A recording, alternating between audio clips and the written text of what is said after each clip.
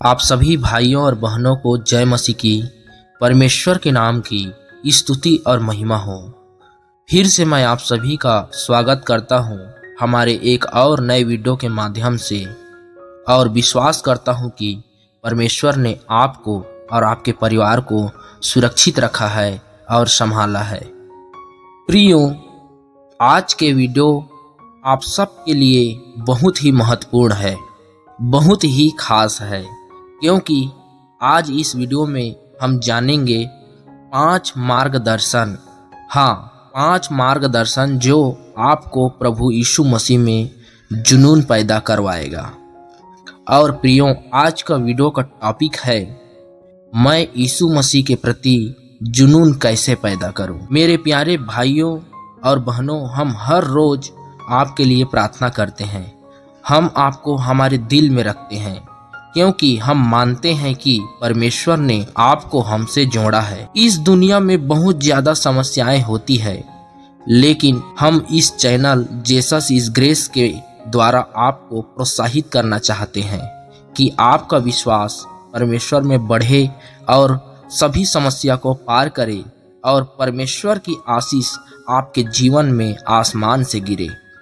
प्रियो, यीशु ही अनुग्रह है चैनल को सब्सक्राइब जरूर कीजिएगा, जिससे आपको बाइबल के वचनों का भेद और अर्थ इस चैनल के माध्यम से समय समय पर पता चलता रहे।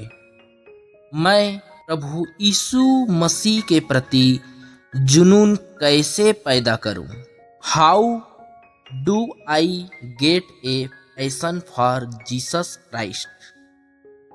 प्रियो, यह प्रश्न परमेश्वर की सबसे बड़ी आज्ञा के साथ बिल्कुल मेल खाता है, जो व्यवस्था विवरण अध्याय 6 के 4 से 5 में पाई जाती है कि अपने परमेश्वर से अपने पूरे अस्तित्व से प्रेम करो।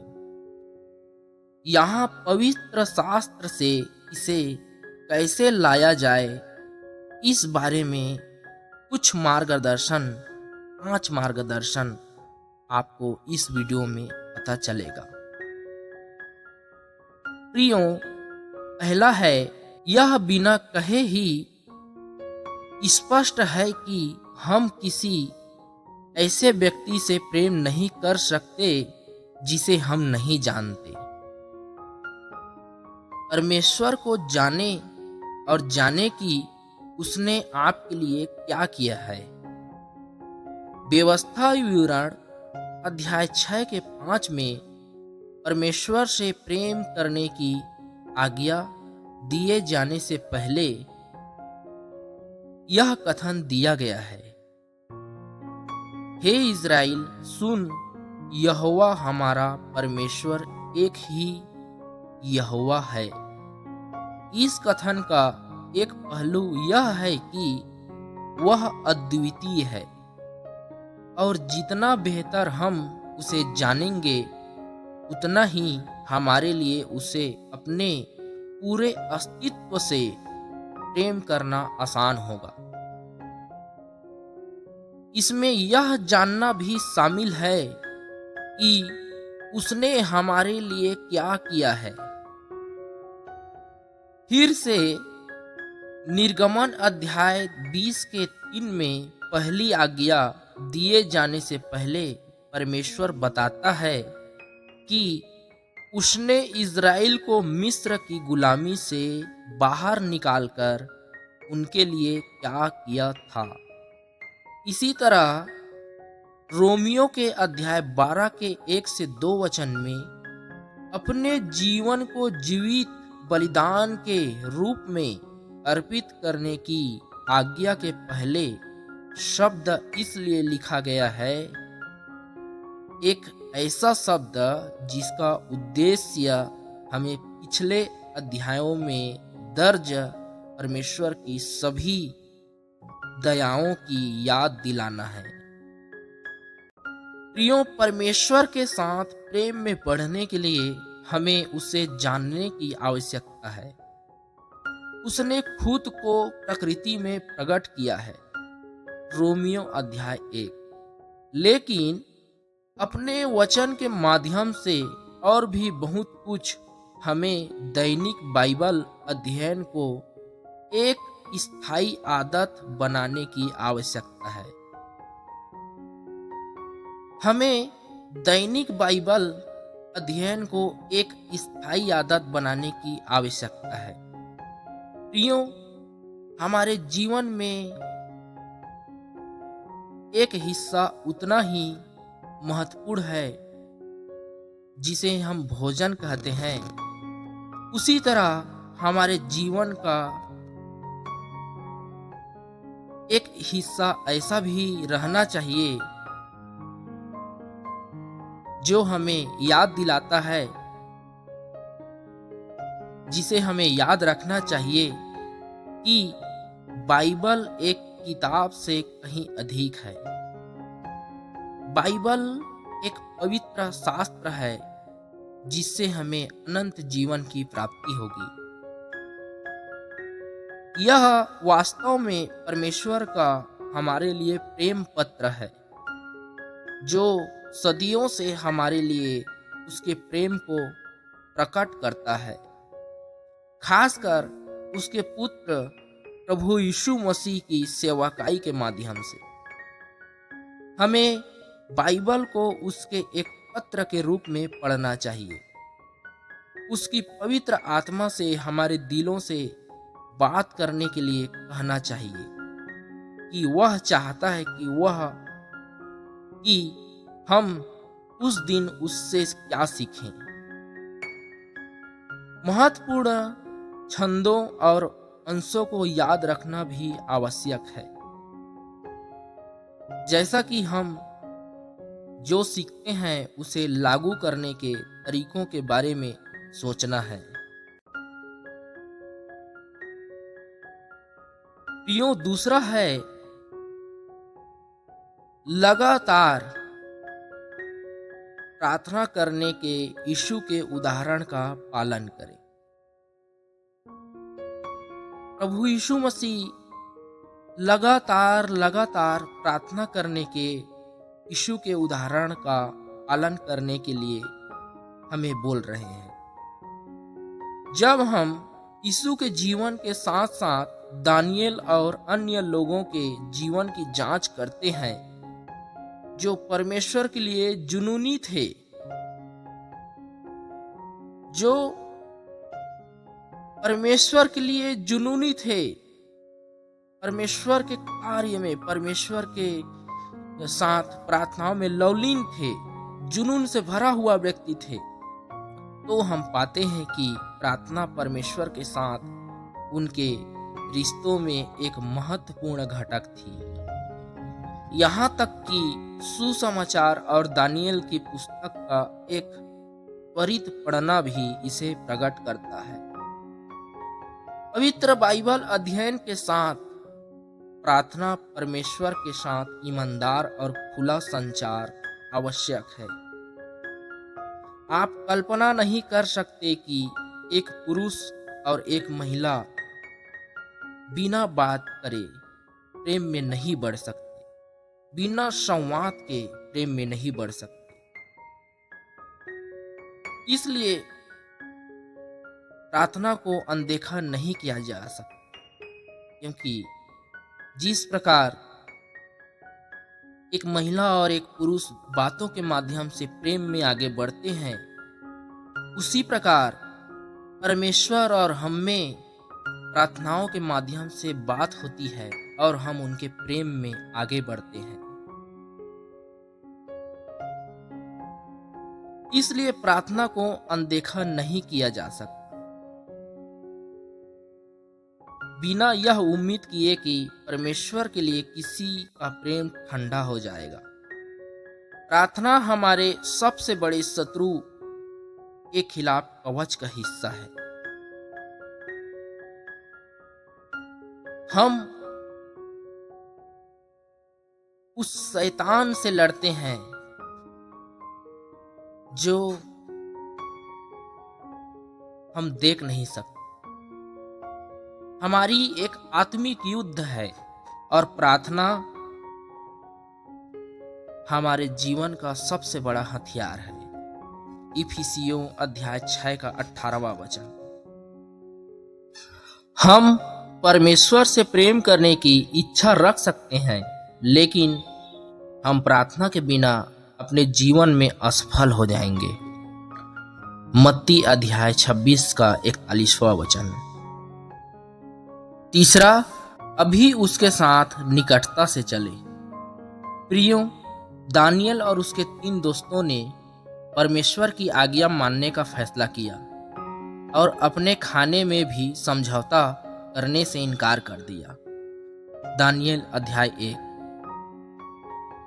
उनके साथ कैदी के रूप में यहूदा से बेबीलोन लाए गए अन्य लोगों ने हार मान ली और फिर कभी उनका उल्लेख नहीं किया गया। लोगों ने हार मान ली और फिर कभी उनका उल्लेख नहीं किया गया। जब युद्ध के यहूदी कैदियों की मान्यताओं को बहुत बड़े तरीके से चुनौती दी गई, तो ये कुछ ही लोग थे जो परमेश्वर के लिए अकेले खड़े थे। दानियल अध्याय 3 और 6। यह सुनिश्चित करने के लिए कि हम बाद में परमेश्वर के लिए भावुक होंगे, हमें अभी उसके साथ चलने और छोटी छोटी परीक्षाओं में उसकी आज्ञा मानने की जरूरत है। पतरस ने परमेश्वर का अनुसरण करके इसे कठिन तरीके से सीखा। थोड़ी दूरी पर, बजाय इसके कि वह उसे अस्वीकार करने के प्रलोभन से पहले मसीह के साथ खुद को अधिक निकटता से पहचाने। लूका अध्याय 22 का 54 वचन। परमेश्वर कहते हैं कि जहां मनुष्य का खजाना है, वहां उसका हृदय भी होगा। जैसे जैसे हम परमेश्वर की सेवा करके और उसके लिए उत्पीड़न सहते हुए अपने जीवन को उसमें निवेश करते हैं, हमारा खजाना और भी अधिक उसके साथ रहेगा और हमारे हृदय भी। पहला तीमुथियुस अध्याय 3 का 12, मत्ती अध्याय 6 का 21। प्रियो, चौथा है प्रतिस्पर्धा को खत्म करें। प्रभु यीशु मसीह ने कहा कि 2 स्वामी होना असंभव है। मत्ती अध्याय 6 का 24वां वचन।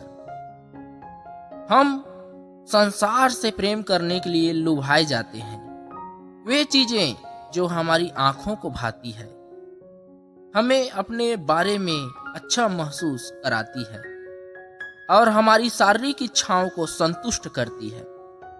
पहला यूहन्ना अध्याय 2 का 15 से 17 वचन। याकूब कहता है कि संसार और उसकी मित्रता को अपनाने की कोशिश करना परमेश्वर से बैर और आत्मिक व्यभिचार है। याकूब अध्याय 4 का 4। हमें अपने जीवन में उन चीजों से छुटकारा पाने की जरूरत है, ऐसे दोस्त जो हमें गलत रास्ते पर ले जाते हैं, ऐसी चीजें जो हमारा समय और ऊर्जा बर्बाद करती है और हमें परमेश्वर की पूरी तरह से सेवा करने से रोकती है। लोकप्रियता की चाहत, संपत्ति की चाहत और शारीरिक और भावनात्मक संतुष्टि की चाहत। प्रियो, परमेश्वर वादा करता है कि अगर हम उसका पीछा करेंगे तो वह न केवल हमारी जरूरतों को पूरा करेगा, बल्कि हमारी इच्छाओं को भी पूरा करेगा। मत्ती अध्याय 6 का 33।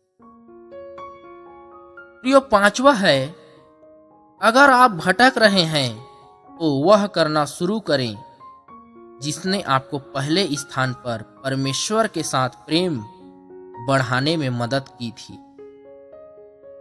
रिश्तों में गिरावट आना कोई असामान्य बात नहीं है।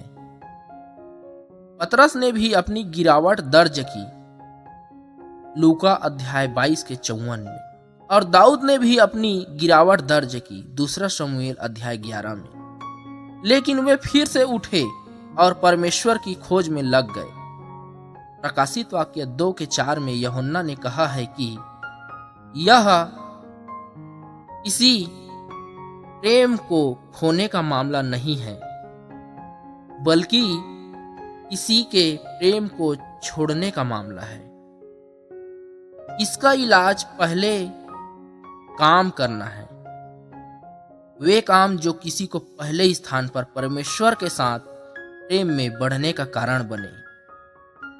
इसमें ऊपर वर्णित वे चीजें शामिल होगी जिसमें पहला कदम स्वीकारोक्ति और क्षमा और पुनर्स्थापित संगति प्राप्त करना है, जो उस स्वीकारोक्ति का परिणाम है। पहला यूहन्ना अध्याय 1:9।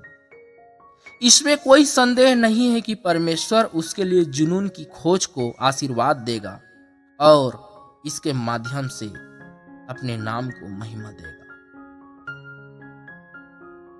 प्रियो, विश्वास योग्य रहें, परमेश्वर को ढूंढें, आशीषें आपको ढूंढते हुए खुद आपके पास आएगी। आइए प्रार्थना करते हैं। प्रेमी पिता परमेश्वर, हम धन्यवाद के साथ आपके पास आते हैं और आपसे विनती करते हैं कि इस वचन से हम सबको आशीष प्रदान करें। प्यारे पिता परमेश्वर, आप इस वचन के माध्यम से बताए हैं, पवित्र वचन के माध्यम से हम सबको बताए हैं कि कैसे हम आपके राज्य में, आपके नाम में जुनून पैदा कर सकें, और उन 5 मार्गदर्शन को आपने बताए हैं जिसमें चल के हम आपके करीब आ सकें। प्रेमी पिता परमेश्वर, हम अपने पापों का पश्चाताप करते हैं, हमारे पापों को क्षमा करिए। हमारे हृदय में आइए परमेश्वर, हमारे दिल में आइए परमेश्वर। हमने आपको अपना उद्धारकर्ता बनाया है पिता, हमने आपको उद्धारकर्ता माना है खुदावन। हमारे हृदय में आइए परमेश्वर। प्रेमी पिता परमेश्वर, हमें आपके राज्य में आगे बढ़ाइए पिता, हमें वचनों का भेदों को बताइए परमेश्वर, हम आपके राज्य में आगे बढ़ने पाए खुदावन। प्रेमी पिता परमेश्वर, हम सभी को आत्माओं की 9 फल को दीजिए खुदावन, हम सभी को आत्माओं की 9 फल को दीजिए खुदावन, हम सभी को वो गिफ्ट को दीजिए, वो वरदानों को दीजिए, वो 9 वरदानों को दीजिए पिता। हम आपके राज्य में काम करने वाले बने पिता परमेश्वर। हम सभी को बुद्धि दीजिए, ज्ञान दीजिए खुदावन। प्रेमी पिता परमेश्वर, धन्यवाद करता हूँ पिता परमेश्वर। प्यारे पिता परमेश्वर, मैं मांगता हूँ परमेश्वर, जितने भी इस वीडियो को पूरा देख रहे हैं पिता परमेश्वर, जो आपके वचनों को सुन रहे हैं पिता, उसके घर आसमान से आशीष की वर्षा हो खुदावन। आपके स्वर्ग के राज्य से उसके घर में आशीष की वर्षा हो खुदावन। प्रेमी पिता परमेश्वर, धन्यवाद करता हूँ, आपने इस प्रार्थना को सुना और स्वर्ग के राज्य में ग्रहण किया। सारा आदर गौरव महिमा आपके चरणों में देते हैं खुदावन। इस सुंदर प्रार्थना को यीशु नासरी के नाम में होकर मांगता हूँ, आमीन आमीन आमीन। प्रियो, इस तरह के और सुसमाचार के लिए हमारे इस वीडियो को लाइक जरूर करें और शेयर करें और कमेंट करें और सब्सक्राइब करें। आप सभी को जय मसीह के। फिर से मिलते हैं एक और नए वीडियो के माध्यम से। तब तक के लिए आप सबको जय मसीह।